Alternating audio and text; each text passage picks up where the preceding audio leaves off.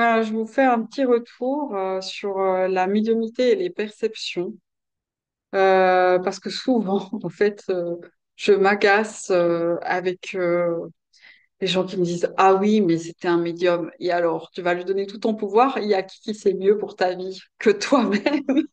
Voilà. Pour moi, la médiumnité, on est tous médiums. C'est comme un muscle, en fait. C'est à l'image du muscle. On peut être sportif ou bien on peut avoir un muscle fonctionnel. Donc, on est tous de base médiums. Ça se développe.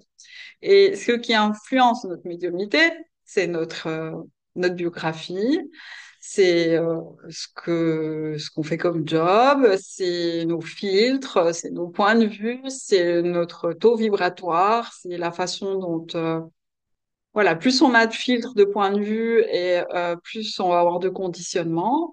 C'est vraiment, on est l'instrument d'une énergie qui demande à être canalisée à travers nous et on va leur divulguer avec ce qu'on est. Voilà. Ce qui peut empêcher la médiumnité, c'est les stress. Par exemple, s'il y a eu des gros traumatismes dans le corps, bah, du coup, on n'est plus connecté au corps, donc du coup, on n'a plus accès, on va dire, à l'expansion de notre perception. Ça peut être aussi des traumatismes psychiques. Ça peut être aussi des mémoires de vie antérieure où on utilisait beaucoup cette capacité et puis on a été traumatisé. Et ça peut être des maladies graves actuelles qui nous empêchent en fait d'accéder à ces perceptions expansées parce que ce qui se passe simplement, c'est que le corps il va mettre l'énergie où c'est vital en fait, où c'est requis. Donc du coup, il n'y a plus forcément toujours d'accès à cette capacité-là avec aisance. Euh, donc, notre médiumnité, elle est aussi influencée par ce que l'on vit. Si on a beaucoup d'émotions, ben, ça va être altéré. Si on est fatigué, ça va être altéré. Si on est tourmenté et perturbé, forcément, notre médiumnité va être altérée. Donc, ça demande une certaine hygiène de vie que de préserver une médiumnité très pure, on va dire. Voilà. Euh, et pour moi, on va dire qu'un bon médium, c'est quelqu'un qui est capable de lire toutes les fréquences. Alors, il y a des médiums qui se spécialisent dans certains types de choses, par exemple, recherche d'objets ou guérison, ou scanner l'énergie dans le corps, ou les défunts. Euh, Parce que, en fait, si on est capable de lire dans différentes fréquences, on peut se rendre compte que on peut avoir un message pour le plan physique qui n'est pas le même pour le plan spirituel, ou qui va pouvoir aussi se relier, mais qui va pas avoir la même symbolique, les mêmes visions, les mêmes perceptions, mais qui finalement ne se contredira pas. Ça, j'ai fait beaucoup dans les cours que j'ai donnés où on va capter le potentiel des gens. On peut voir qu'il y a des choses que quelqu'un va capter avec ses filtres dans une certaine zone et qui corroborent dans une autre, mais que si on les prend séparément, ça n'a pas forcément de sens. Mais si on les met ensemble, ça a du sens.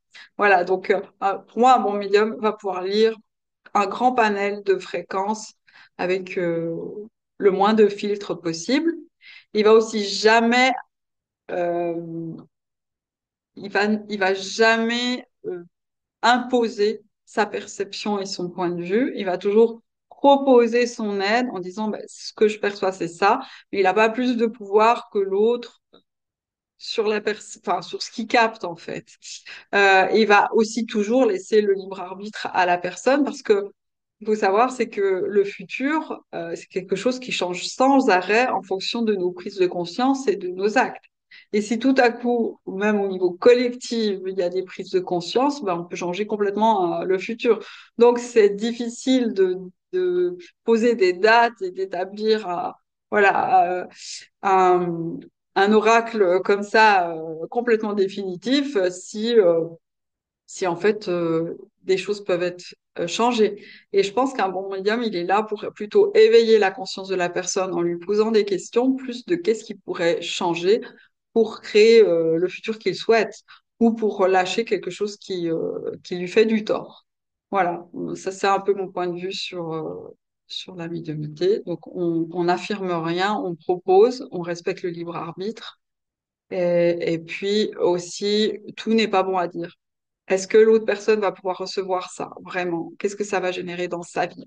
Voilà, je pense qu'on a une responsabilité aussi par rapport à ça.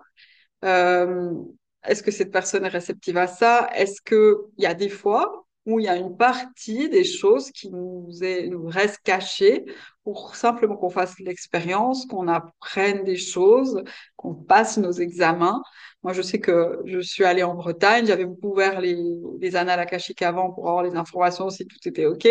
Et en fait, j'y ai vécu des grandes épreuves et si j'avais su, ben, je serais pas allée, mais que comme j'y suis allée, j'ai pu vraiment vivre tout ça et me libérer de beaucoup de choses. Donc, il y a des choses qui peuvent être dites et d'autres pas. Et voilà, c'est pas parce que la personne requiert. Bon, alors moi, je fais pas de médiumnité de futur, hein, en général, quoique c'est possible. Même, on peut même guérir le futur. Ça, je l'ai appris en Theta Healing. Je dis, je fais pas de médiumnité. Je suis pas spécialisée là-dedans. C'est pas mon kiff. Je vais plutôt harmoniser les habitats et tout ça. Mais, euh, mais voilà, c'est des choses qui se changent avec l'énergie de guérison, avec les prises de conscience. Et voilà, j'espère que vous avez comme ça quelques pistes pour vous orienter vers votre propre médiumnité et la médiumnité de personnes éclairées. Je me réjouis de vous rencontrer. À une prochaine. Bye bye.